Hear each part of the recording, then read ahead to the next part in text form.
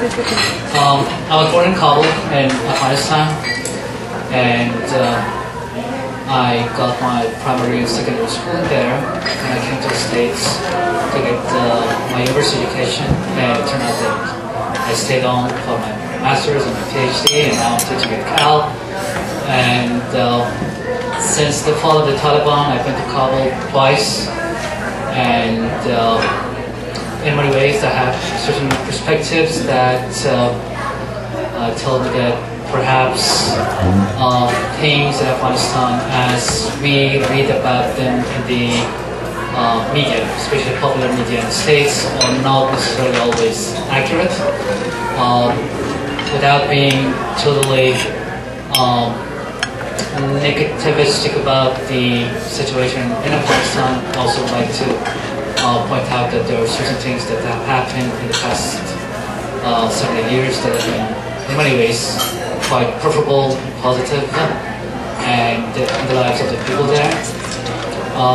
The war, as always, is a destructive phenomenon, as we all know, and all the countries that have been going through wars have suffered the consequences for decades to come, if not centuries.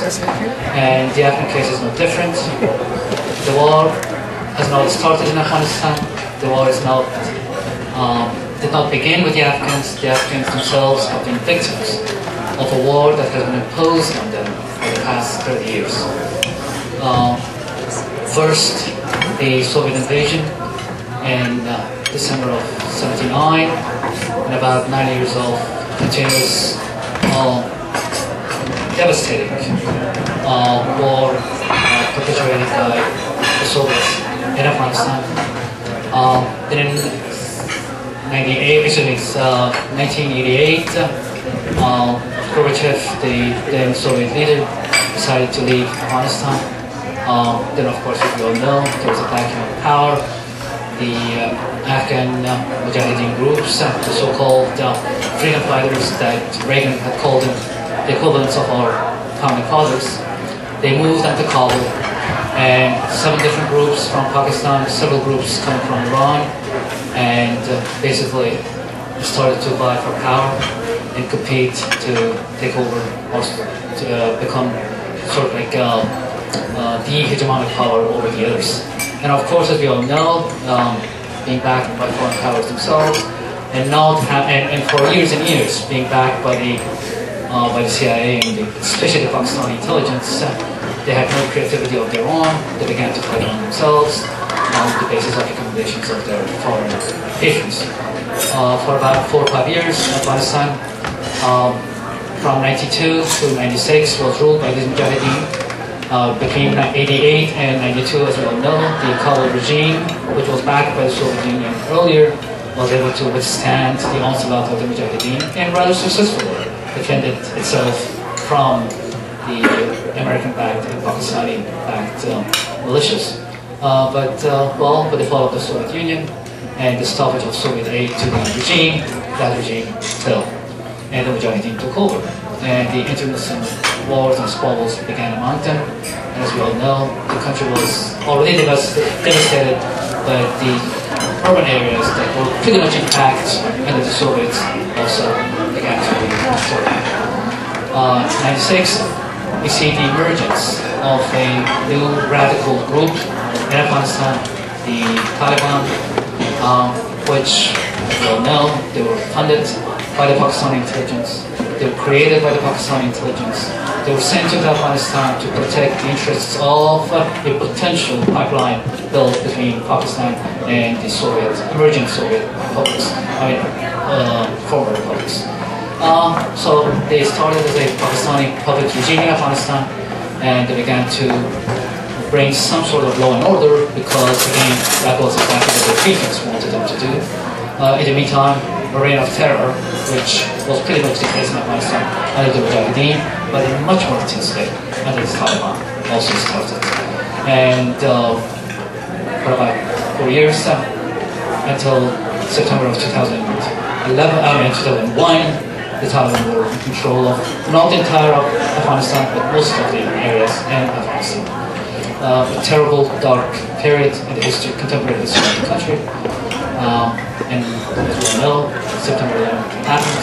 And again, not because of the Afghans. As we all know, none of the hijackers that were known to have hijacked the planes and attacked the states were from Afghanistan. They've probably gotten their trainings under the Taliban in Afghanistan, but the Afghans were in no way involved in that attempt themselves. And the rest, as we all know, is pretty much well known, and the rest of the panel tonight will talk about that as well. But again, as an Afghan, when I go to Afghanistan, I rejoice when I see tens of TV channels, all variety of values, of course, and content quality, but at least it shows something there. And hundreds of journals and magazines. Every morning, kids in the streets of Kabul going with their little journals and starting to sell them to people, and people actually read them. Again, with what kind of interest, that's the point. And poetry readings, universities, is open, girls and boys, they're all attending schools. The face of Kabul is in many ways changed from what it used to be. Again, we could argue that the change is not enough with all the resources that are put there, but these things are slowly changing to some degree.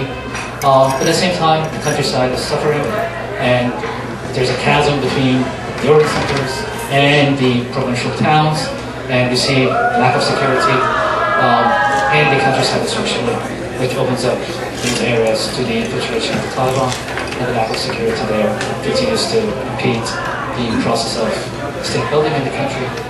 And I just want to end my notes with one little anecdote that 2 months ago in Kabul, and in these in many ways, very dangerous times, a group of Afghan poets and young intellectuals got together in the center of the town and celebrated. First of all, they showed Steven Soderbergh's Che, the book, the movie, the film, and then they all began to read poetry, celebrating the life and career of the great revolutionary of Latin America, and afterwards they began to distribute cigars. I don't know if they were Cuban cigars or not, but which tells us something about that. In certain areas we see things that quite unimaginable before are happening.